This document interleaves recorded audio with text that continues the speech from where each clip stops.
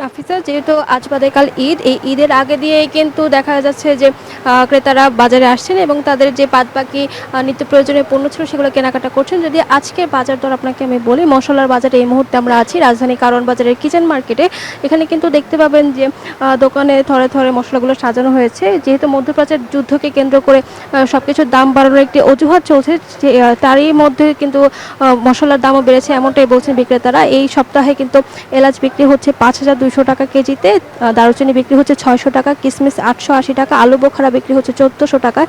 এদিকে বাদামের যে আইটেমগুলো আছে, কাজু বাদাম বিক্রি হচ্ছে 1500 টাকায়, কাঠবাদাম বিক্রি হচ্ছে 1400 টাকা কেজিতে এবং পেস্তা বাদামের দাম বেড়ে বিক্রি হচ্ছে 4000 টাকা কেজিতে। সব কিছু মিলে আসলে বলা যায় যে মশলার বাজারে কিন্তু বেশ উত্তাপই বইছে। বিক্রেতারা বারবারই বলছেন যে আসলে মধ্যপ্রাচ্যের যুদ্ধের কারণে জ্বালানি সংকট এবং পরিবহন খরচ বেড়ে যাওয়া এই দাম বেড়েছে, কিন্তু তাদের এমন অজুহাতে কিন্তু বেশ নাখোশে ক্রেতারা আসলে বলছেন যে কোনো উৎসবকে ঘিরে দেশে এরকম মূল্য বৃদ্ধির ঘটনাটি প্রচলন হিসেবে রয়ে গেছে। তো সবকিছু মিলে এই ছিল আমার কাছে সর্বশেষ তথ্য। রিয়া, ধন্যবাদ আপনাকে আমাদের সঙ্গে যুক্ত হবার জন্য। 200-র বেশি সার্ভিস ও ফিচারে লেনদেনের সব বিকাশ অ্যাপে সম্ভব।